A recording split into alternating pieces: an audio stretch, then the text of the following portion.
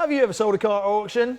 No? Well, I've actually just collared somebody called Stephen who is selling a car here with us. It's not this one, but Stephen, it is an Alfa Romeo, It is an Alfa. It's a white Alfa Alfetta 2 litre, which funnily enough, I bought from here 2 or 3 years, yeah, 2 or 3 years ago as a wreck, basically. Yep. In fact, the guys in the office described it as the wreck, but I always like a challenge, so I bought it and over the last couple of years restored it. Oh, really? New engine, well, it's all original, but everything's been rebuilt. Okay. So I'm hoping that will go quite well on Sunday, I think.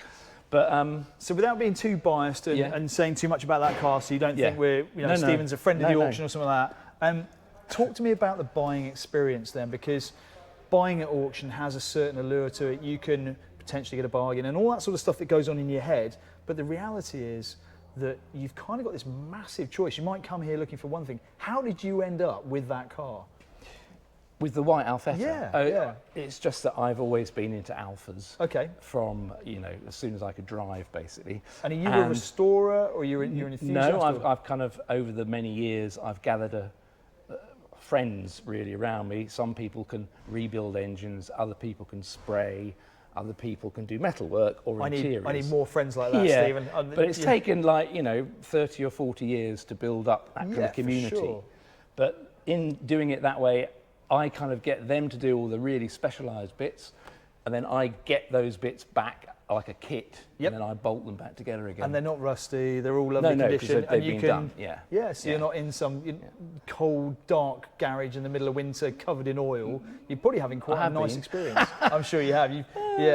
But no, I've for I can't remember how many years now, but I've been coming here. Yep.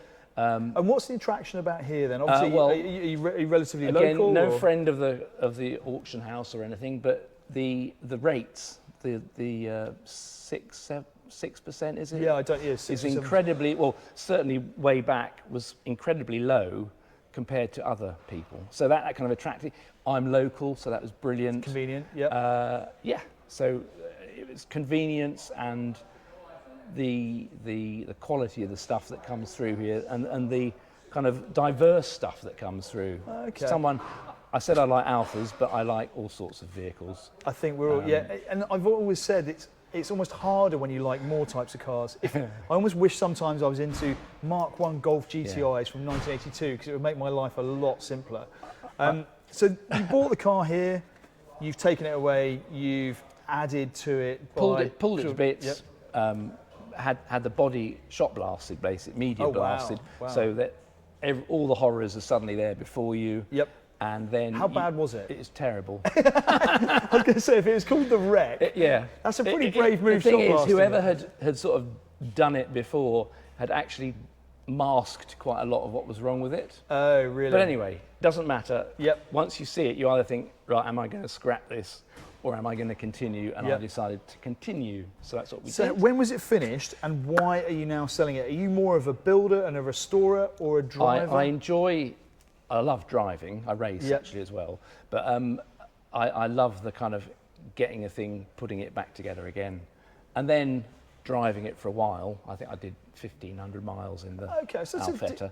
And then maybe I'm looking for something else. Maybe I need some money, who knows? Yeah. I have to decide which one I'm going to sell. Excellent. And that one, unfortunately, has got the boot this time. So that means that if it sells here, and I'm sure it will, you're either going to have money and space, or space and money, or any combination of those.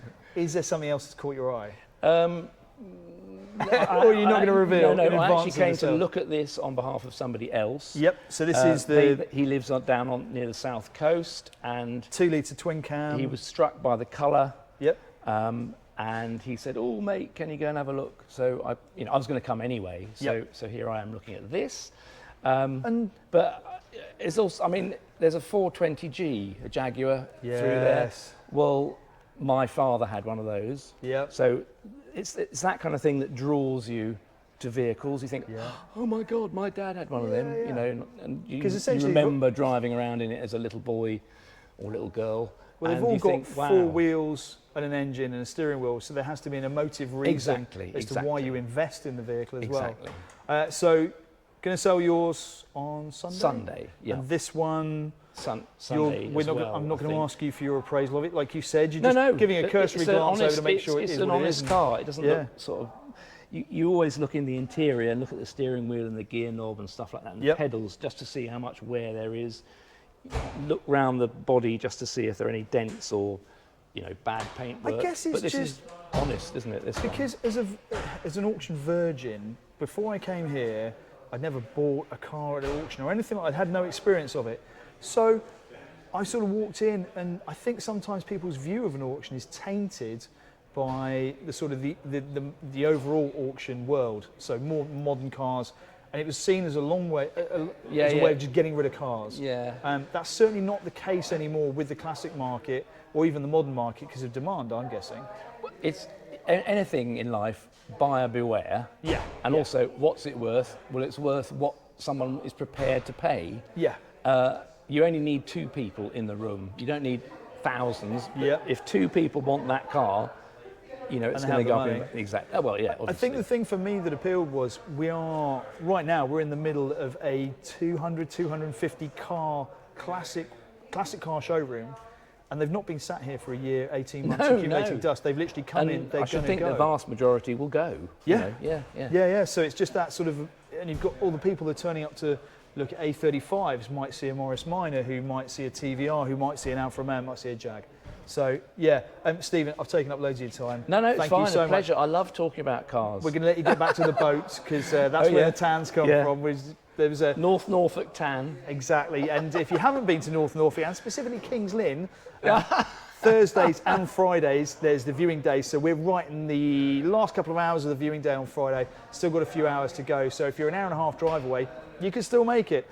Sale day tomorrow and Sunday. And if you're watching this retrospectively, this is the August 2022 sale. So look at the results, see what this made. What's it guided at? What was it? It was... What's it up at?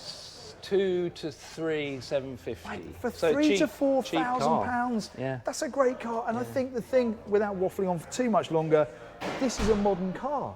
Oh yeah. It's got air conditioning, I think, or no, I don't think it has actually got air conditioning. Well, it's got air conditioning. Roof's off. But yeah, you can have the roof off. You can actually get in this and drive to Italy. You can drive to Norway. So or just stay in North Norfolk and have a lovely Norfolk, time. matey. Good old boy. Brilliant. Cheers. Thanks, Stephen. Yeah. Appreciate it. Good.